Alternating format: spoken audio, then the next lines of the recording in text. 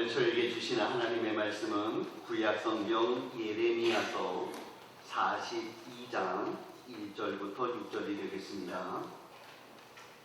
예레미야서 42장 1절부터 6절 말씀, 구약성경 1119페이지, 예레미야 42장 1절부터 6절이 되겠습니다.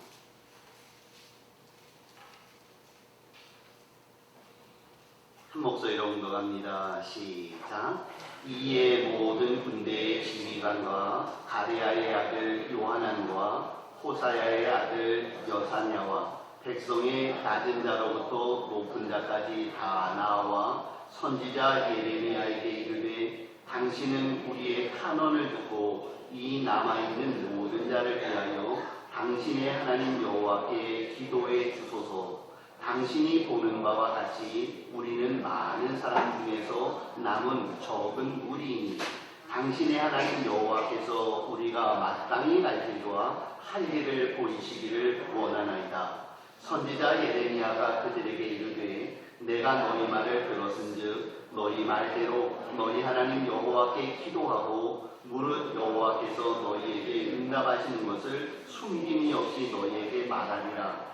그들이 예레미야에게 이르되 우리가 당신의 하나님 여호와께서 당신을 보내사 우리에게 이르시는 모든 말씀대로 행하리이다. 여호와께서는 우리 가운데 진실하고 성실한 증인이 되시옵소서. 우리가 당신을 우리 하나님 여호와께 보내면 그의 목소리가 우리에게 좋든지 좋지 않든지를 막론하고 순종하려 함이라. 우리가 우리 하나님 여호와의 목소리를 순종하면 우리에게 복이 있으리이다 아니라. 아멘. 요즘 시대가 좀 어지럽습니다. 지난 주간에는 지소미아라고 하는 생소한 단어가 등장했습니다. 지금 우리 이날에 우리 집사님은 일본 분이신데 요즘에 일본과의 그 관계 때문에 우리의 마음들이 참 어지럽기도 합니다. 나라 일을 하시는 한 분이 제게 이렇게 기도 부탁을 했습니다. 목사님, 나라를 위해, 위정자를 위해 기도해 주시기 바랍니다. 목사님과 깨어있는 우리 성암 성도들의 기도가 지금 정말 필요합니다. 이러시더라고요. 나라 걱정하시는 그분의 마음이 느껴졌습니다. 우리 성도들은 이러한 어려운 가운데서도 한 가지 굳게 믿는 사실이 하나 있습니다. 시편 127편에 보니까 여호와께서 집을 세우지 아니하시면 세우는 자의 수고가 헛되며 여호와께서 성을 지키지 아니하시면 파수꾼에 깨어있으니 헛되도다 그러셨습니다. 수많은 군사들이 나라를 지키고 불철주야 애를 쓰고 있는 수많은 분들이 계신다 할지라도 하나님이 지켜주지 아니하시고 하나님께서 은혜를 공급해 주지 아니하시면 우리 대한민국의 경제, 안보, 심지어 생존도 보장을 할 수 없다는 것입니다. 믿으십니까? 하나님이 지켜주셔야만 합니다. 오늘 저희는 분의의 기도를 이제 앞에 두고 또 나라가 지금 어려운 상황임을 직감하면서 또한 내 개인적으로 볼 때에 나도 수만 번 제대로 쉴 수 없는 어려운 상황을 당하고 있는 이 시점에서 기도가 필요하다는 기도의 절박성을 느낄 수밖에 없다는 것입니다. 사실 기도에 대해서 또 한 번 강조하게 되겠는데 근데 이 기도를 강조하는 것이 결코 넘치지 않다는 것입니다. 왜냐하면 기도는 우리의 생명을 유지할 수 있는 생명줄이기 때문에 그렇다는 것이죠. 그런데 참으로 불가사의한 일이 성도들 가운데 벌어지고 있습니다. 성도들 중에 어떤 분들은 영적인 호흡인 기도를 하지 않고도 쌩쌩하게 살아있다라고 말하는 분들이 굉장히 많이 있답니다. 그분은 능력자예요. 호흡을 안 하고 살고 계시는 것이 기적적인 능력을 소유한 종들의 모습이라는 겁니다. 특별히 하루 이틀 기도를 쉴 수는 있겠죠. 그런데 어떤 분은 보니까 일주일 동안 수만 번 안 쉬고요. 심지어 어떤 분은 한 달 동안 안 쉬고요. 어떤 분은 지난 1년 동안 수만 번 제대로 쉬지 않고 살아온 분들이 계시는데 정말 그분들은 능력자요. 어떻게 사시는지 불가사의합니다. 예수님은 기도에 대해서 수없이 강조하셨습니다. 구하라, 찾으라, 두드리라. 너희는 나를 위해 울지 말고 너와 너희 자녀를 위하여 울고 기도하라. 나와 함께 깨어있어 기도하자. 예수님은 공생애를 시작하시면서 기도를 시작하셨고 공생애를 마치시면서 기도로 마치셨습니다. 예수님은 이른 새벽마다 주의 전 하나님 앞에 나아가 기도하셨고 중요한 일이 있을 때마다 기도하셨으며 항상 기도하시는 분이셨습니다. 예수님의 삶은 기도로 점철되었다 해도 과언이 아닙니다. 사도 바울 역시 기도의 중요성을 알고 있었습니다. 그래서 그는 이렇게 말하죠. 쉬지 말고 기도해야 합니다. 쉬지 말고 기도해야 우리들이 이 땅을 살아갈 수 있다라고 말합니다.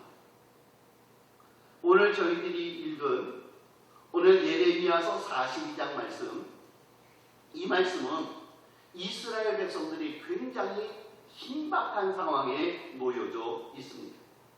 바벨론이라는 나라에 의해서 이제 멸망당하기 일보 직전입니다. 여러분 예레미야 선지자를 잘 아시죠?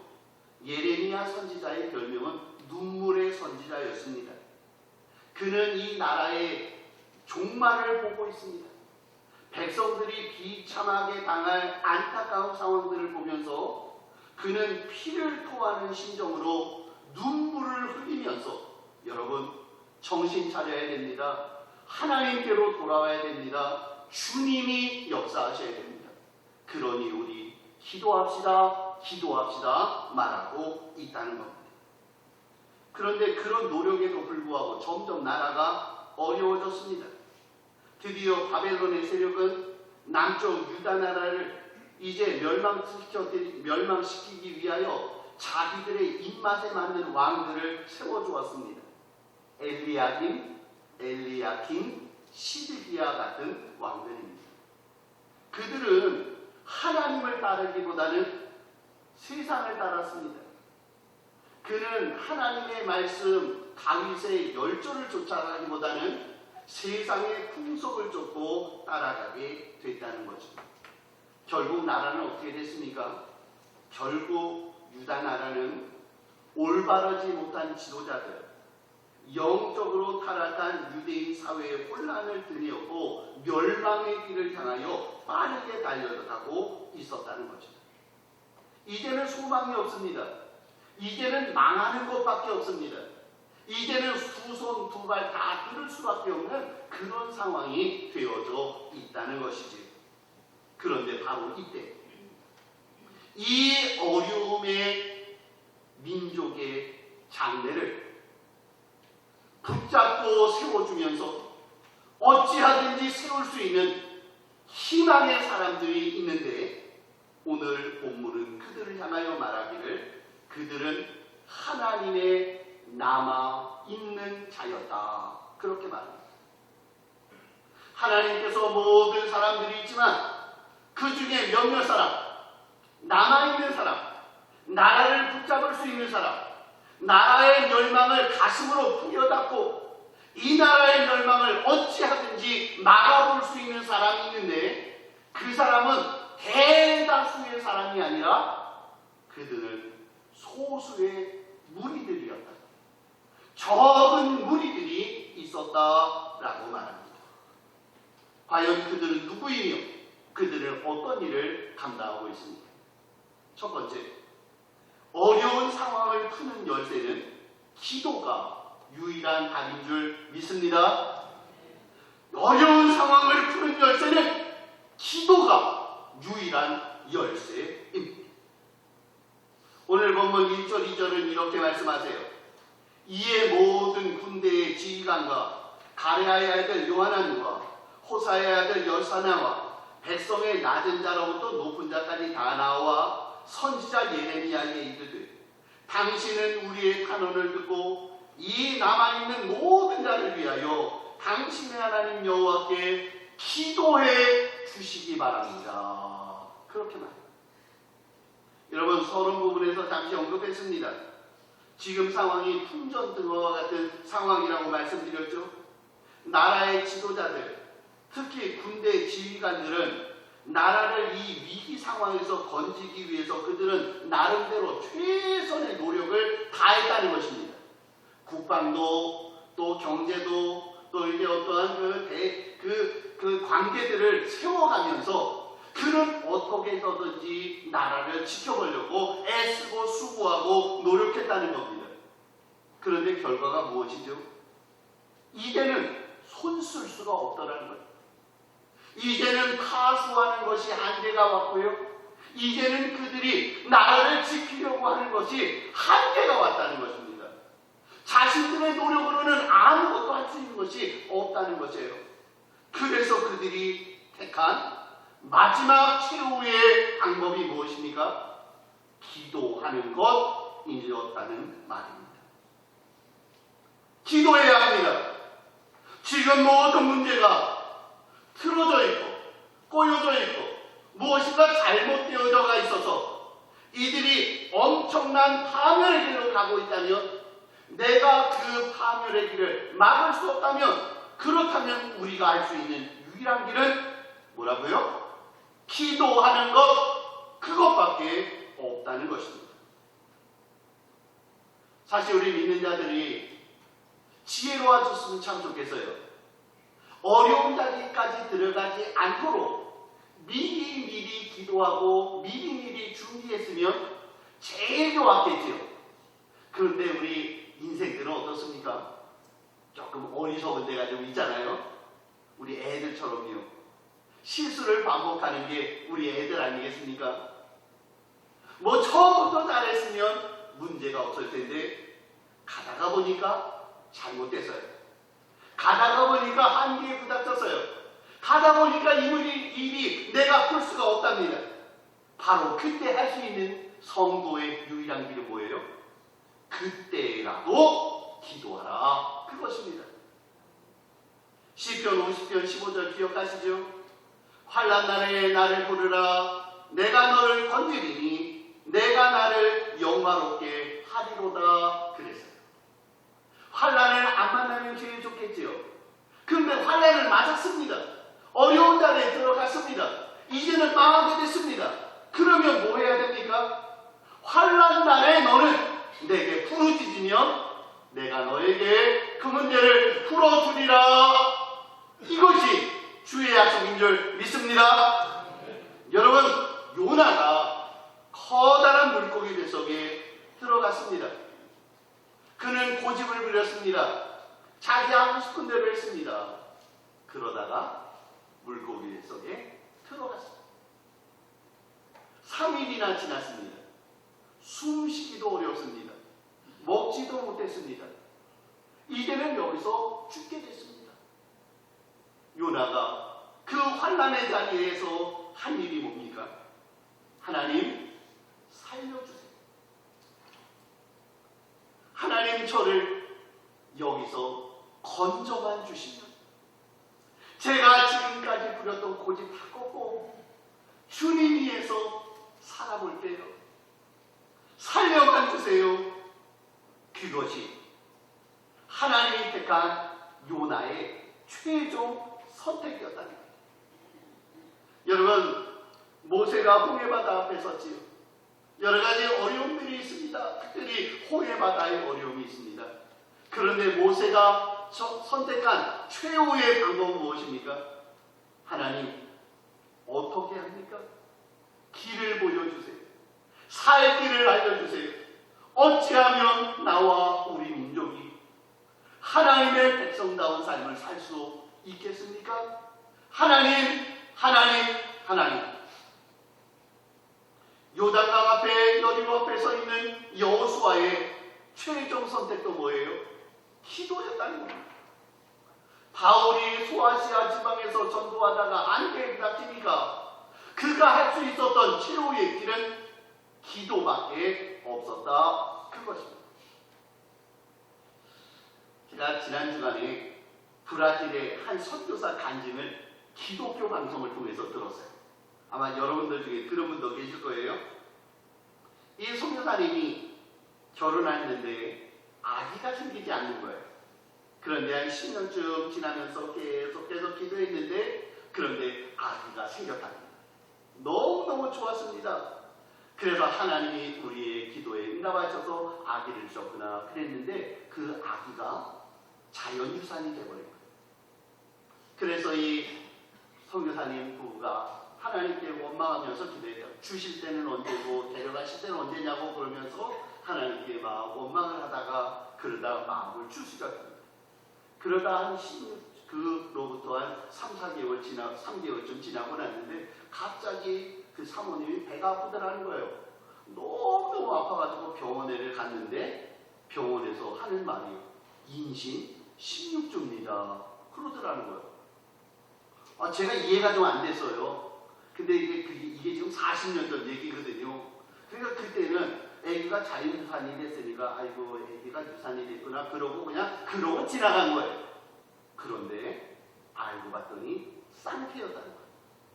한 아기는 유산이 됐고 한 아기는 있었다는 거예요. 그런데 그 아기가 이제 이 사모님이 그렇게 몰랐으니 그 아기를 위해서 뭐 했겠어요? 그러다가 이제 아기가 조산이 됐답니다. 빨리 나온 거예요. 인큐베이터 속에 들어가 있었답니다. 24시간 지켜봐주고 있었는데도 그 아기가 점점 몸이 안 좋아지더라는 거예요. 그래서 의사가 그랬답니다. 목사님, 그냥 아기 놔두시고 그냥 집으로 가세요. 포기하세요. 그랬답니다. 그때부터 선교사님, 사모님이 둘이서 그렇게 매달렸답니다.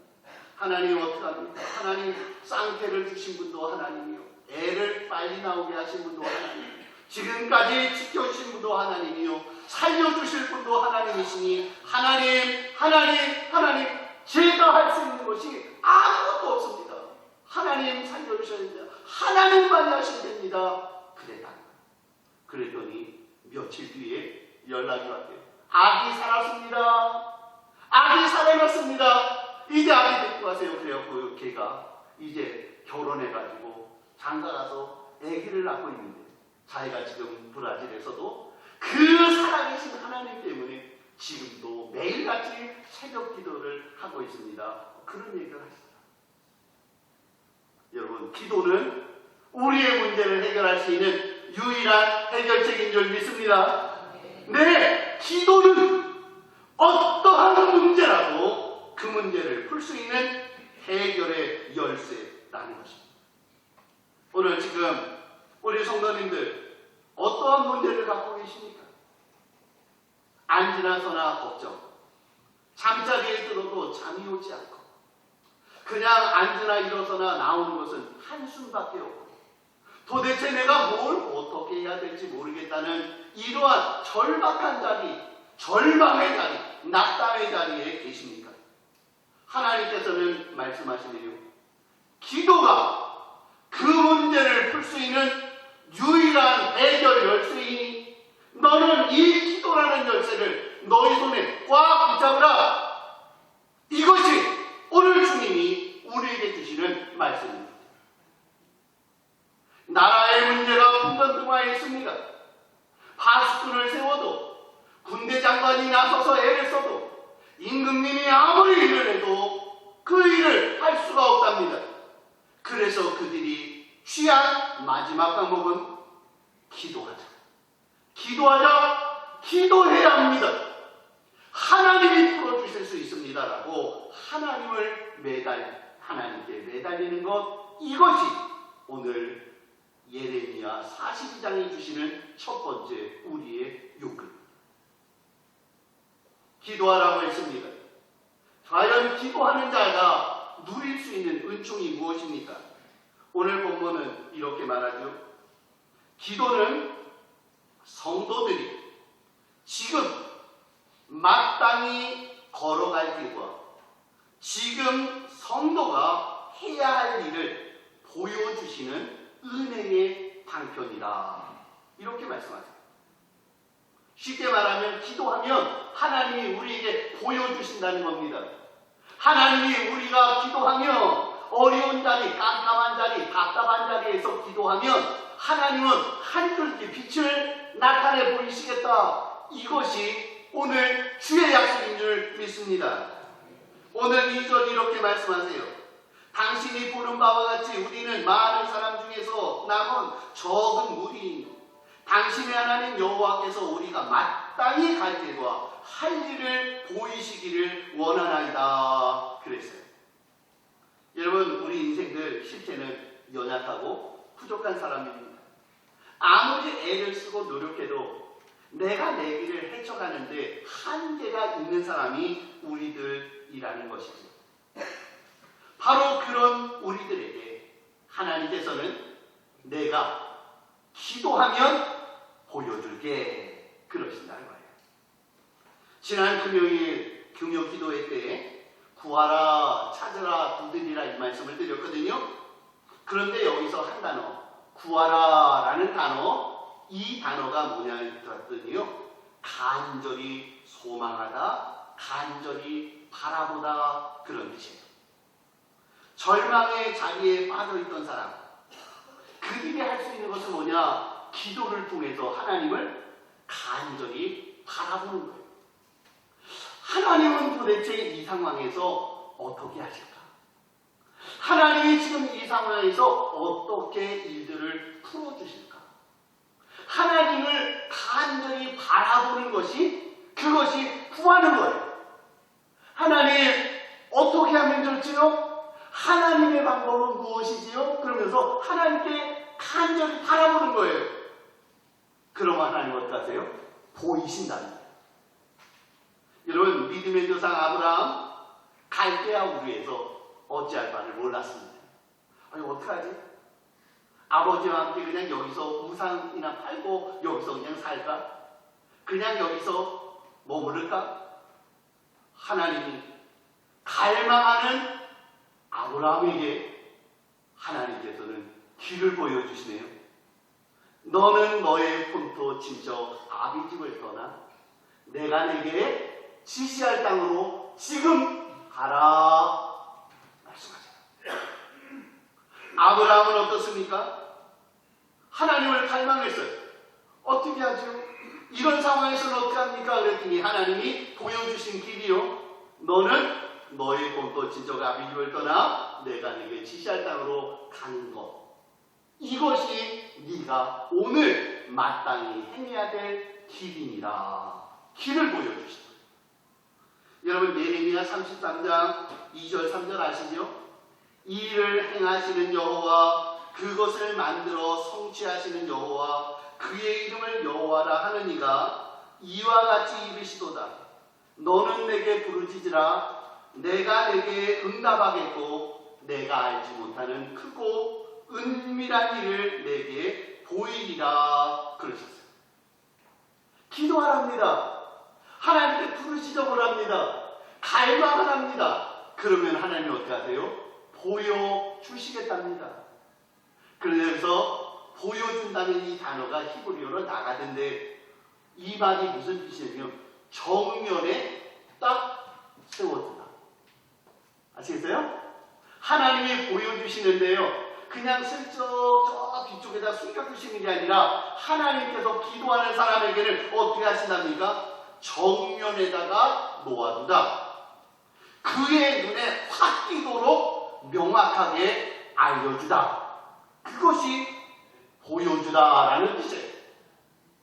기도하는 사람, 갈망하는 사람, 하나님 앞에서 자기의 마음을 토해놓는 사람, 그 사람에게 하나님은 그의 눈앞에 정면에다가 하나님의 좋은 길을 딱 보여주실 줄 믿습니다.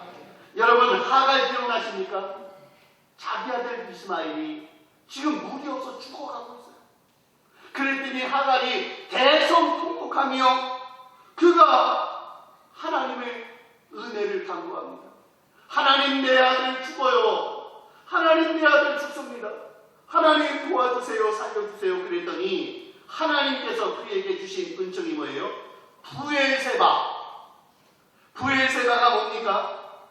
눈을 밝히셔서 샘물을 보게 하다. 그것이 뭐예요? 부엘세바예요. 자기 아들이 죽습니다. 이제는 끝장입니다. 그런데 하나님을 갈망하였더니 하나님이 그의 눈을 밝히셔서 샘물을 발견하게 하시고 그 물을 떠다가 아이에게 주어 그 아이가 살아나도록 역사하시는 주의 은총, 바로 그것이 부엘세바의 은총입니다. 저는 오늘 간절히 원합니다. 오늘 우리 사랑하는 성도님들, 가정의 문제, 개인의 문제, 교회의 문제, 나라의 문제, 여러 가지 문제들이 깜깜하고 답답합니다. 그러나 그러한 상황에서라도 우리들이 하나님께 갈망하며 기도하며 탄식하며 부르짖을 때에 하나님은 그에게 나가듯 정면에 놓아두어 밝히 보여주다, 알려주다, 가르쳐주다라고 하시는 이러한 은혜가 있는 은혜가 있기를 축복합니다. 우리 성한 성도님들, 부엘세바의 은혜가 이번 주간에 넘쳐나야 합니다. 우리들에게 하나님이 보여주셔야 됩니다. 분이엘의 은총, 여호와 하나님의 자비의 얼굴이 비추어지면서 우리에게 말씀하기를, 부엘세바, 너는 눈을 들어 저 샘물을 바라보라. 그리고 그 샘물을 떠다가 내 아이에게 주고 그 아이를 살려주어라. 그리고 네가 행해야 될 길을 마땅히 걸어가라고 하시는 구체적으로 말씀하시는 하나님의 은혜가 있는 귀한 성도님들 되기를 축복합니다. 이제 오늘 말씀, 결론적인 말씀입니다. 하나님을 갈망했고 하나님께 기도했으면, 세 번째, 하나님이 기도의 응답으로 주신 말씀에 순종하여야 합니다. 하나님의 말씀에 따라 순종하지 아니하면 지금까지 되어진 그 모든 것들이 다 허사가 되어질 수 있다는 거예요. 오늘 본문에서는 특별히 이렇게 말합니다.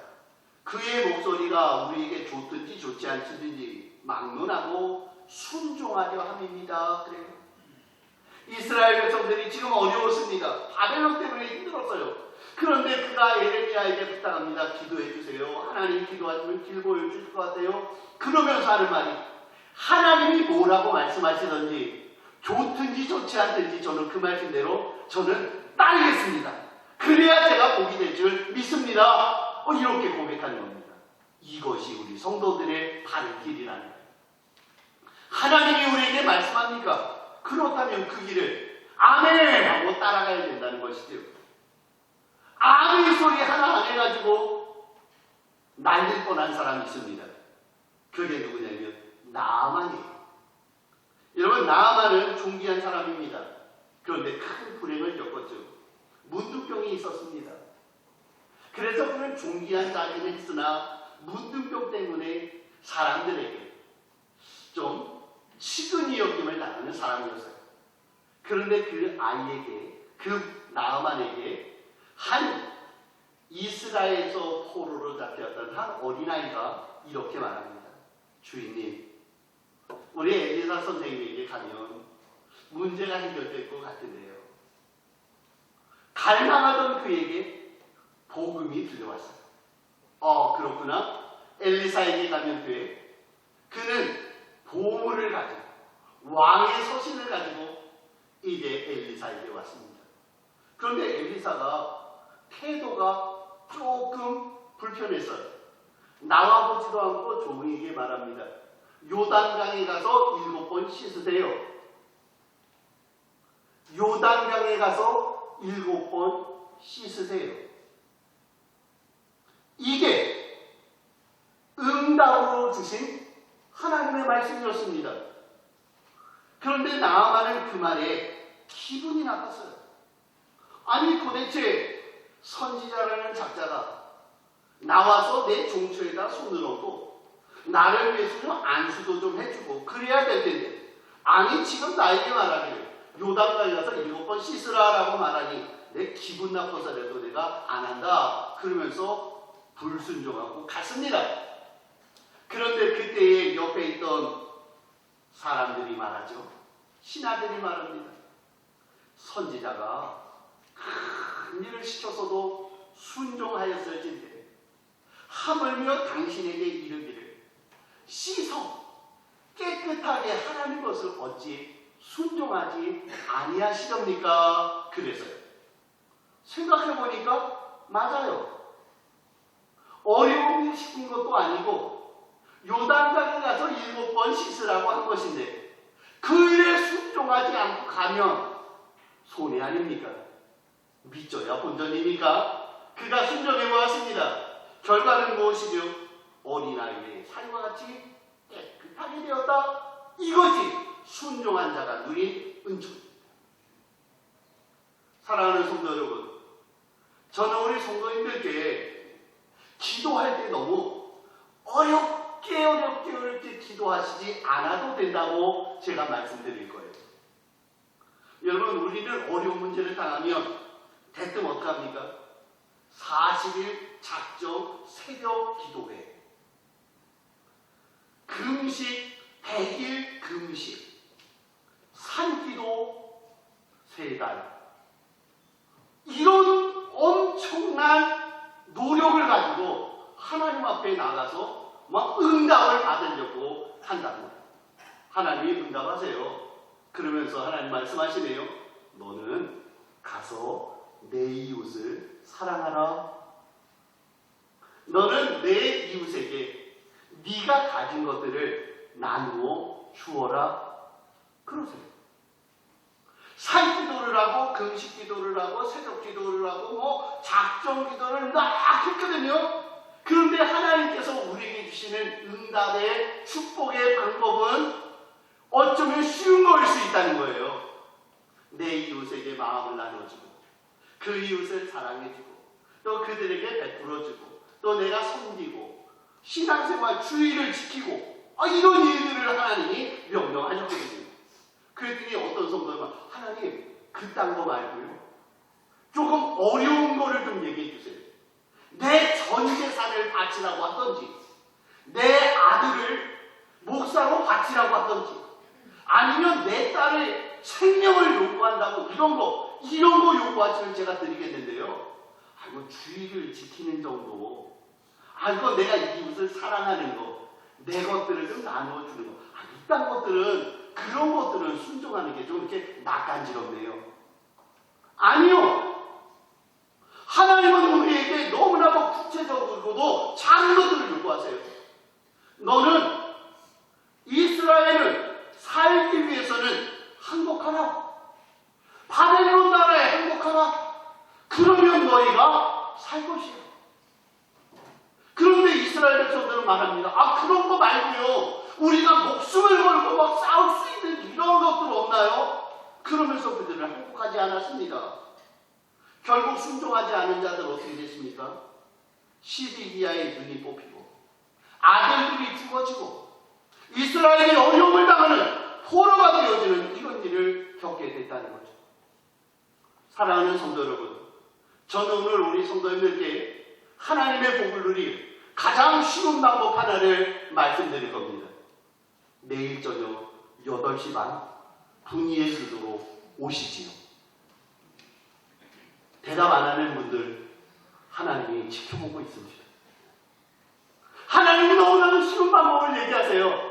우리 이번 가을, 내년 2022년 그 해를 우리들이 한번 힘있게 살아가려면 우리 성황교회에서 일주일 동안 가지는 분이의 새벽 기도에 와서 불을 지져보라. 너희가 하나님 앞에 매달려보라. 그러면 내가 너희에게 이 모든 예비하고 있는 것들을 너희에게 허락하리라 말씀하고 있습니다.